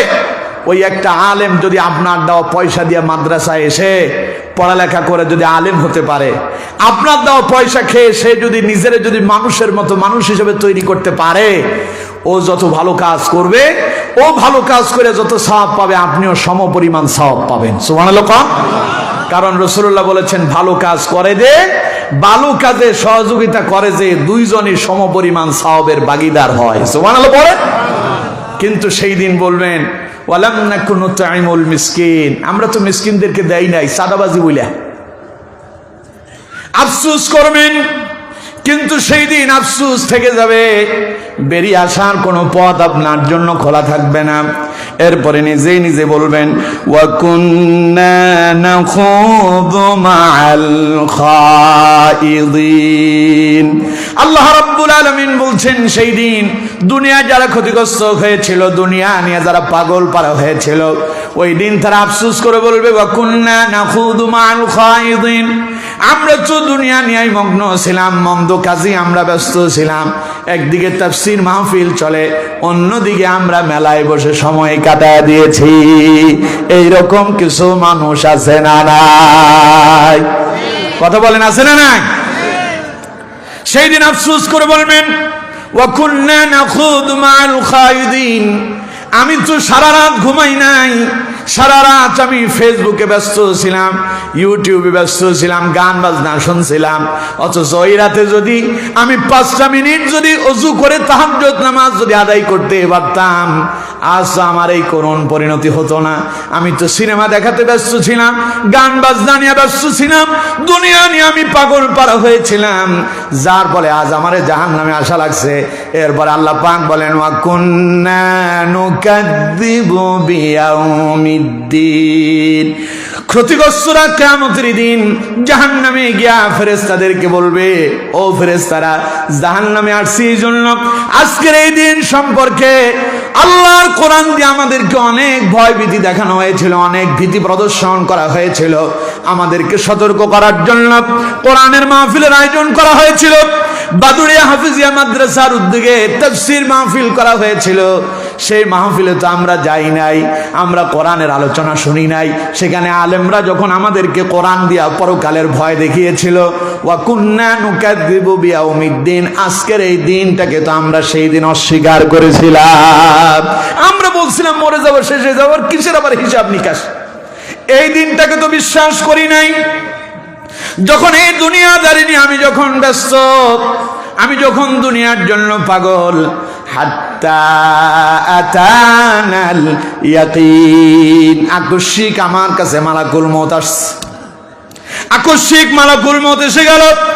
যেই দিন মালাকুল মউত আমার কাছে আসলো, মুহূর্তের ভিতরে আমার দুনিয়ার সব আলো নিভে গেল। আমি বুঝতে পারলাম, আহারে দুনিয়াটা আসলেই তো মিথ্যে ছিল। মিছে এই জীবনের রং ধনুটা মুছে যাবে একদিন, জেনে নাও। থাকতে সময় খোদা রাহে, নিজের জীবনটা সঁপে দাও, নিজের জীবনটা সঁপে দাও। মিছে জীবনে রং ধনুটা মুছে যাবে একদিন, জেনে নাও। থাকতে সময় খোদা রাহে, নিজের জীবনটা সঁপে দাও। পারবো? কথা পায় না, পারবো? নিজের জীবনটা আল্লাহর জন্য উৎসর্গ করে দেন, না হলে সেই দিন আফসোস করে বলবেন হাত্তা আতানাল ইয়াকিন। দুনিয়া নিয়ে পাগল পারা যখন মোটর সাইকেল নিয়ে খুব জোরে জোরে চলতেছে, বাপের কাছে বলতেছে, আব্বা আমার বন্ধু বান্ধবরা মোটর সাইকেল কিনছে, আমারে একখান কিনে দিতে হবে। বাপ কয় আমার কাছে পয়সা নাই। আব্বা আমার কাছে এমন আবেদন করিস না, ও কয় যে কিনে দিতে হবে, না দিলে আমি গলায় দড়ি দিয়া মরবো। বাপ বিপদে পড়ছে, কলিজার টুকরা সন্তান তো। তাই চিন্তা করলো যে আমার সন্তানটা যদি গলার ভেতরে দড়ি দিয়া মরে, তাহলে তো আমার জীবনটা শেষ হয়ে যাবে। যাই হোক, গলায় দড়ি দিয়া মরিস না আব্বা, তুই রাস্তায় গিয়া অ্যাক্সিডেন্ট করে মর, তোরে R15 কিনে দিলাম। গলায় দড়ি দিয়া মরবি কে? কিনে দিছে R15। ও মোটর সাইকেল পায়া মনে হয় যে ও বিমান পাইছে, খুব দ্রুত গতিতে চলছে। বন্ধু উঠাইছে পেছনে আরো 3টা, সিট আছে 2 জনের, ও সহ 4 জন বসছে। আছে না নাই? কথা কয় না, আছে না নাই? আবার মোটর সাইকেলে যে স্যালেঞ্জার আছে, ওটার ভেতরে কি একখান ফিট করে দেয়, আওয়াজ হয় মনে হয় যে বিমানের শব্দ, কি হেলিকপ্টারও ফেল হয়ে যায়। ঠিক কিনা? সা সা ফা ফা করে খুব দ্রুত গতিতে চলছে। আজরাইল সামনে আইসা দাঁড়ায় বসছে। আজরাইল কয় দাঁড়া, ট্রাফিক সিগন্যাল। কি সিগন্যাল? Red signal. আকস্মিক আজরাইল সামনে আইসা যখন ভেলকি মারছে, বিশাল বড় আজরাইল, পা জমিনে মাথা আসমানে, ও দেখে সিট হইয়া পড়া ট্রাকের নিচে ঢুকছে। ট্রাকের চাকা আইসা মাথার উপর দিয়ে উঠাইয়া দিছে, স্পট ডেড, জায়গায় শেষ। ঠিক কিনা? কথা কয় না, ঠিক কিনা? সেই দিন বলবেন হাত্তা আতানাল ইয়াকিন। বন্ধু নিয়ে যখন সাদাবাজি করতে গেলাম, রাত্রিবেলায় মদের আড্ডায় গেলাম, জুয়ার আসরে গেলাম, আমি যখন বন্ধু বান্ধব নিয়ে ঘুরছিলাম, আমি আমার এক বন্ধুর গায়ে হলুদের অনুষ্ঠানে গিয়া সারা রাত গান বাজনা করে আসতেছিলাম, প্রতিমধ্যে মালাকুল মউত এসে ব্রিগেড মারছে। হাত্তা আতানাল ইয়াকিন, সিট হইয়া পড়া ট্রাকের নিচে ঢুকছি। এখন আইসা দেখি জাহান্নামে না পড়ে গেছে। এবার বলবেন ফামা তানফাউহুম শাফাআতুশ শাফিঈন। আহারে, এমন এক জায়গায় আসলাম, আজ বুঝি কেউ আমাদের জন্য সুপারিশ করবে না। এখান থেকে কিভাবে বের হব? বের হওয়ার জন্য কি কোনো সুপারিশকারী আমাদের জন্য আছে নাকি? আমার বন্ধুবান বলেন তো দেখি, আপনি যদি সেখানে পড়ে যান, বের করে নেওয়ার জন্য আপনার জন্য আর কোনো পথ থাকবে নাকি? আল্লাহ রাব্বুল আলামিন তাদের ব্যাপারে বলছেন, ওয়াল আসরি ইন্নাল ইনসানা লাফি খুসর। নিশ্চয় নিঃসন্দেহে আমি আল্লাহর সময়ের কসম দিয়া বলছি, আমি যে তোমাদেরকে হায়াত দিলাম, জীবন দিলাম, জীবনের আলো সময়টা তোমাদের জীবন থেকে আস্তে আস্তে করে শেষ হয়ে যাচ্ছে। এই সময়টারে যদি কাজে লাগাতে না পারো, সময় থাকতে যদি নামাজ পড়তে না পারো, আমি আল্লাহর গোলামি যদি করতে না পারো, আল্লাহ পাক বলেন খাসিরাত দুনিয়া ওয়াল আখিরা, তোর দুনিয়াও শেষ হয়ে গেল, পরকালও শেষ হয়ে গেল, তুই ক্ষতিগ্রস্তের ভেতরে ডুবে গেলি। এবার কোন তো দেখি, আপনারা কেউ কি সেই জাহান্নামে গিয়া ক্ষতিগ্রস্তদের কাতারে শামিল হতে চান? সবাই বলেন হতে চান? যদি না চান, তাহলে কাজ করতে হবে চারটা। কয়টা? সবাই বলেন কয়টা? আমার বন্ধুগণ, আল্লাহ রাব্বুল আলামিন বলছেন ক্ষতিগ্রস্ত কারা তা শোনায়া দিলাম। এবার সফল কারা হবেন? যারা দুনিয়াতেও সফল হবেন, পরকালেও সফল হবেন, তাদের পরিচয় আল্লাহ পাক তুলে ধরেছেন। ইল্লাল্লাযীনা আমানু ওয়া আমিলুস সালিহাত। আল্লাহ পাক বলেন ক্ষতিগ্রস্ততা থেকে বেঁচে গেল তারা, আল্লাহ এবং তার রাসূলের প্রতি ঈমান আনলো যারা।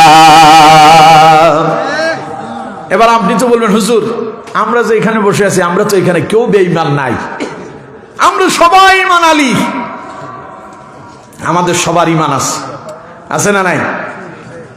বলেন আছে না নাই? দ্বিধাদ্বন্দ্বে পড়ছে, না জানি ঈমান আছে বলে আবার কোন বিপদে পড়ি। দ্বিধাদ্বন্দ্বের কোনো কারণ নাই, ঈমান তো আনছেন। ঈমান আনছেন না? আল্লাহর প্রতি বিশ্বাস করেন? সবাই বলেন আল্লাহর প্রতি বিশ্বাস করেন? নবীর প্রতি বিশ্বাস আছে? আল্লাহর কিতাবে বিশ্বাস করেন? পরকালে বিশ্বাস করেন? তাকদীরের উপর বিশ্বাস করেন? তো মরার পরে আল্লাহ পুনরায় জিন্দা করবেন, এই কথায় বিশ্বাস আছে? তাইলে বুঝলেন আপনি ঈমানদার, আপনি ঈমান আলী, ঠিক আছে। কিন্তু আমার বন্ধুগণ, সফল হওয়ার জন্য খালি ঈমান আলী হইলেই হবে না। আল্লাহ কয় আল্লাযীনা আমানু ওয়া আমিলুস সালিহাত। ঈমানের পাশাপাশি লাগবে আমল। ঈমানের পাশাপাশি কি লাগবে? সবাই বলেন কি লাগবে?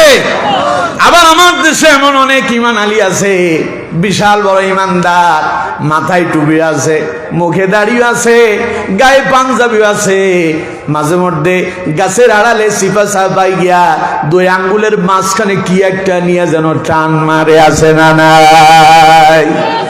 নামাজ তো পড়েই না, আবার কয় নামাজ না পড়লে কি হয়েছে, আমার কি ঈমান কমে গেছে? আমার বিশাল পাঞ্জাবি আছে, মাথায় টুপি আছে, মুখে দাড়ি আছে, আমার কি ঈমান কমে গেছে নাকি? আছে না নাই? দুর্ভাগ্য। আমি কিছুদিন আগে এক জায়গায় মাহফিলে গেলাম, ইমামের পেছনে যে মুসলাটা থাকে, এটাতে সাধারণত মুয়াজ্জিন সাহেব দাঁড়ায়, ঠিক না? মুয়াজ্জিন সাহেব দাঁড়ায়। তো আমি তো মাহফিলে গেলাম, আমার একটু লেট হলো, তো আমি আমার সফর সঙ্গী ড্রাইভার নিয়ে নামাজের, আমরা কি বলে জামাতের সঙ্গে নামাজ আদায় করার জন্য আমরা সেই মসজিদে ঢুকলাম।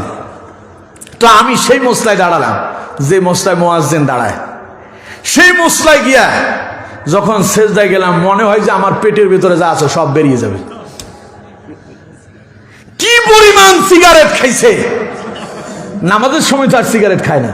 নামাজের সময় কি খায়? নামাজের সময় খায় না। চিন্তা করেন কি পরিমাণ সিগারেট খাইছে।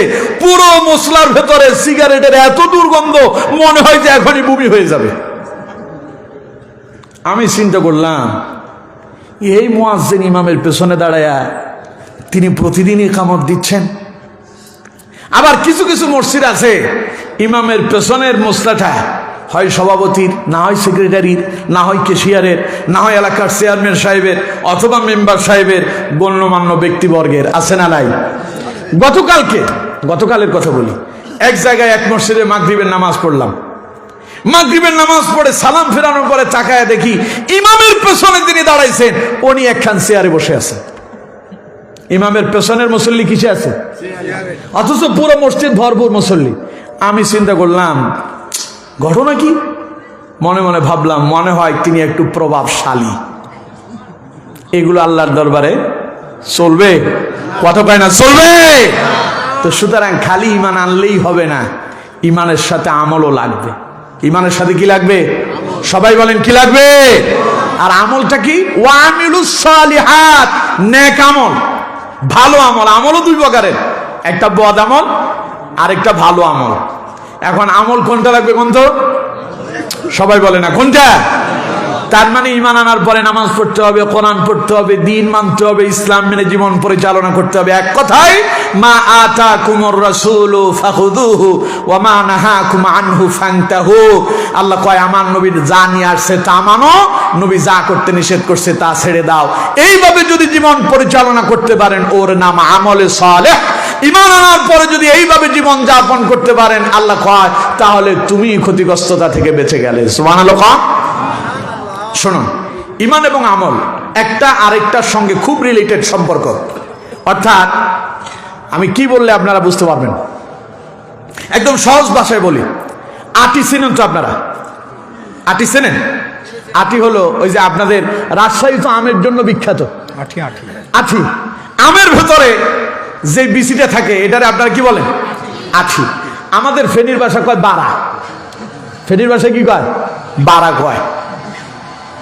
এই আঠিটা এটা হলো বীজ। এটা কি? বীজ। এই আঠিটারে যদি আপনি মাটির নিচে যদি রেখে দেন, একটু মাটি টাটি দিয়া সুন্দর করে পরিচর্যা করেন, তাহলে এটা থেকে কি বের হবে? গাছ বের হবে। ঈমানটা হলো এইরকম আঠি, আর আমলটা হলো গাছ। ঈমান আনলেন তার মানে আপনি আঠিটা বীজ রোপণ করছেন, আমল করলেন তার মানে গাছ অঙ্কুরিত হলো। আপনি ঈমান আনলেন কিন্তু আমল করলেন না, বীজ রোপণ করছেন মাটিতে কিন্তু বীজটা ভেতর থেকে গাছ বের হচ্ছে না, তার মানে বুঝতে হবে এটা মাটি চাপা পড়ে গেছে, এটা সেখানে মরে গেছে। এখন এটাকে আবার নতুন করে পরিচর্যা করলে ভেতর থেকে গাছ বের হওয়ার সম্ভাবনা আছে। ঈমান এবং আমলটা এমন, ঈমান আনলেন তার মানে বীজ বপন করছেন, নিজের ঈমানদারের খাতায় নিজের নাম লিখেছেন। যদি আমল করেন তার মানে গাছ অঙ্কুরিত হলো, এবার গাছের ভেতরে ফল আসবে, আপনি খুব আরামে খাবেন। ঈমান আনলেন তার মানে গাছ রোপণ করলেন, বীজ বপন করলেন, আমল করলেন তার মানে বিশাল গাছ হলো, এতে ফলমূল হলো, মানে জান্নাতে যাবেন আর সেগুলো খাবেন। সুবহানাল্লাহ। কিন্তু খালি ঈমান আছে আমল নাই, আবার আরেকজনের আমল আছে কিন্তু ঈমান নাই। কোনোটারে দিয়ে চলবে না। ঈমান ছাড়া আমলের দাম নাই, আমল ছাড়া ঈমানেরও দাম নাই। দুটোই লাগবে। দুটোই কি বুঝেন না মনে আমার কথা? দুটোই কি লাগবে। যেমন আমার দেশে একজন গায়ক আছে, নাম হলো নকুল কুমার। নাম শুনছেন নকুল কুমারের? এই নকুল কুমার ও হিন্দু না মুসলমান? সবাই বলেন হিন্দু না মুসলমান? এই হিন্দু মানুষটা তার বাড়ির দরজায় একখান মসজিদ তৈরি করছে, জায়গা কিনে, নিজের অর্থ দিয়ে জায়গা কিনছে, সেই জায়গা কিনে মসজিদ তৈরি করছে। ওর নিজের বক্তব্যে মসজিদ তৈরি করতে তার প্রায় 1 কোটি টাকা খরচ হয়েছে। এবার বলেন তো দেখি ওর কি কোনো সওয়াব হয়েছে? কথা কয় না, সওয়াব হয়েছে? কেন সওয়াব হলো না? তার ঈমান নাই। কারণ নবী করিম সাল্লাল্লাহু আলাইহি সাল্লাম হাদিসে বলছেন, মান বানা লিল্লাহি মাসজিদান বানাল্লাহু লাহু বাইতান ফিল জান্নাহ। যে আল্লাহর ঘর মসজিদ তৈরি করে আল্লাহ তার জন্য জান্নাতে ঘর নির্মাণ করে। কিন্তু নকুল কুমারও তো তাই করলো, সেই পাবে না কেন? ঈমান নাই। এই জন্য ওই যে আবু বকর বলছিল, কালাদা তুমি আমারে বলতেছো আমি ক্ষতিগ্রস্ততার দিকে যাই না, আমার ব্যবসা না থাকতে পারে, আমার বাড়ি গাড়ি না থাকতে পারে, দুনিয়ার সব ধ্বংস হয়ে যাক, অসুবিধা নাই, ভেতরে ঈমান আছে, আমি সফল। সুবহানাল্লাহ। নকুল কোরআনের পক্ষে গান লিখেছেন, মক্কা মদিনা নিয়ে গান লিখেছেন, বাড়ির দরজায় মসজিদ তৈরি করছেন, এখনো কপালে ঈমান নসিব হয় নাই। আমরা নকুলের জন্য আল্লাহর দরবারে দোয়া করি, আল্লাহ তুমি আমাদের নকুলটারে কোরআনের জন্য আসল বানায় দাও। বলেন আমিন। নাম নকল, কাম করে আসল। আল্লাহ নকুল কুমারের ইসলামের জন্য কবুল করেন। বলেন আমিন। তো সুতরাং এই নকুল কুমার যেমন মসজিদ তৈরি করলো, আমলে কোনো সওয়াব তার জীবনীতে লেখা হলো না, কারণ তার ঈমান নাই। সুতরাং ঈমানও লাগবে, আমলও লাগবে। ঈমানবিহীন আমলের দাম নাই, আমলবিহীন ঈমানেরও দাম নাই। এজন্য আমার বন্ধুগণ, ঈমান এবং আমল দুইটাই আমাদের লাগবে। এবার আপনি খালি ঈমানও আনলেন, নামাজ পড়েন, জিকির আজকার করেন, কোরআন পড়েন, আরো কিছু কাজ না করলে সফল হইতে পারবেন না।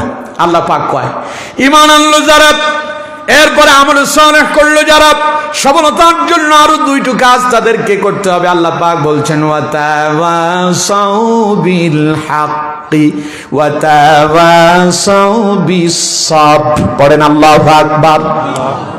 ঈমান আনার পরে আপনি যে আমল সালেহ করতেছেন, ভালো ভালো কাজগুলো যে আপনি করতেছেন, এগুলো শুধু করলেই হবে না, আপনার পাড়া প্রতিবেশী, আপনার আশেপাশে যত মানুষ আছে তাদের সকলকে ওই ভালো কাজের, হক কাজের আদেশ দিতে হবে। অর্থাৎ ভালো কাজের এবার দাওয়াতি কাজ করতে হবে। নিজে নামাজ পড়েন, আপনার সন্তান নামাজ পড়ে না, আপনি নামাজ পড়েন, আপনার স্ত্রী নামাজ পড়ে না, তা হবে না। নিজেও আমল করবেন, আবার ভালো কাজের দাওয়াতি কাজ করতে হবে। এই জন্য ইসলামী আন্দোলন যারা করে তারা জানে ইসলামী আন্দোলন করলে জেলখানায় বন্দী হতে হয়, নির্যাতন নিপীড়নের সম্মুখীন হতে হয়। জেল জুলুমে তারা ভয় পায় না। ওরা বলে প্রয়োজনে জেলখানায় যাব, ফাঁসির কাস্তে ঝুলবো, এরপরেও হকের পক্ষে আছি, হকের পক্ষে ছিলাম, হকের পক্ষেই থাকবো, হকের দাওয়াতি কাজ করব, প্রয়োজনে ফাঁসির কাস্তেই ঝুলে যাব। ঠিক কিনা? এটা হলো মুমিনের পরিচয়। এটা কার পরিচয়? কথা কয় না, এটা কার পরিচয়? আল্লাহ পাক বলেন ঈমানের পরে আমল লাগবে, আমলের পরে হকের দাওয়াত দিতে হবে। এবার হকের দাওয়াত দিলে পরে বিপদ আসার সম্ভাবনা আছে না নাই? জোরে বলতে হবে, আছে না নাই? আপনি একজনের বলেন, এই তোরা এখানে জুয়ার আসর বসাইলি, এটা বন্ধ কর। আপনি বন্ধ করতে গেলে পা ভেঙে দেবে। ঠিক কিনা? মাইর খাওয়ার সম্ভাবনা আছে। কেউ মদের আড্ডায় বসছে, আপনি সেখানে যান মদের আড্ডা ঠেকানোর জন্য, উল্টো আপনি মাইর খাবেন। অথচ এটা খারাপ কাজ, আপনি সেটা ঠেকাতে গেলেন, আপনারা মারলো কে? কারণ আপনি তো খারাপ কাজে বাধা দিচ্ছেন। আপনার তো প্রশংসা হওয়ার কথা, আপনার ভয় পেয়ে তারা পালিয়ে যাওয়ার কথা। আল্লাহ কয় না, হকের দাওয়াত দিলেই বিপদ আসবে, তোমার মাইর খেতে হবে, জেলখানায় যেতে হবে, ফাঁসির কাস্তে ঝুলতে হবে, পা ভেঙে দেওয়া হবে, হাত ভেঙে দেওয়া হবে। মসজিদে নামাজ পড়তে গেলে তোমার রাজাকার বলে ধরে জেলখানায় বন্দী করতে পারে। এতে বিচলিত হওয়া যাবে না। ওয়াতাওয়া সবিস সব 4 নম্বর দাওয়াতি কাজ, ধৈর্যের দাওয়াত দিতে হবে। ভয় পেলে চলবে না, সামনে এগিয়ে যাব। আল্লাহ আমাদের সাথে আছেন।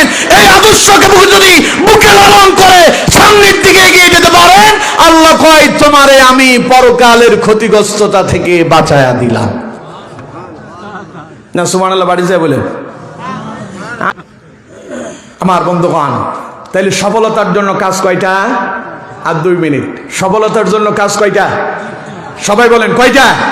1 নাম্বার বলতে হবে, 1 নাম্বার। 2 নাম্বার আমলে সালেহ, নেক কাজ। 3 নাম্বার হকের দাওয়াত। 4 নাম্বার ধৈর্যের দাওয়াত। বিপদ আসলে ধৈর্যের দাওয়াত দিতে হবে। এই 4টা কাজ করবেন যারা, আল্লাহ পাক বলেন দুনিয়া আখিরাতে সফল তারা। সুবহানাল্লাহ কোন? সেই কথাই আল্লাহ পাক এই সূরার ভেতরে তুলে ধরেছেন। ওয়াল আসরি ইন্নাল ইনসানা লাফি খুস। আল্লাহ পাক বলছেন মহাকালের শপথ, সময়ের শপথ। ইন্নাল ইনসানা লাফি খুস, নিশ্চয় নিঃসন্দেহে অবশ্যই সমস্ত মানুষ ক্ষতিগ্রস্ততার মাঝে ডুবে আছে। ইল্লা, তবে তারা ব্যতীত, আল্লাযীনা আমানু, যারা ঈমান এনেছে, ওয়া আমিলুস সালিহাতি, ঈমান আনার পরে যারা আমলে সালেহ করলো, ওয়া তাওয়াসাউ বিল হক, এরপরে যারা হকের দাওয়াত দিল, ওয়া তাওয়াসাউ বিস সাবর, হকের দাওয়াত দিতে গিয়ে বিপদ মুসিবত আসলো যখন, তারা আবার ধৈর্যের দাওয়াত দিল তখন। এই 4টা কাজ করবে যারা, আল্লাহ পাক বলেন ক্ষতিগ্রস্ততা থেকে বেঁচে গেল তারা। সুতরাং আসুন আমরা সকলে এই 4টা কাজ আগামী দিন, অর্থাৎ আজকে থেকে, এখান থেকে উঠে যাওয়ার পর থেকে এই 4টা কাজ করব। পারবো তো ইনশাআল্লাহ? সবাই বলেন পারবো তো ইনশাআল্লাহ? আল্লাহ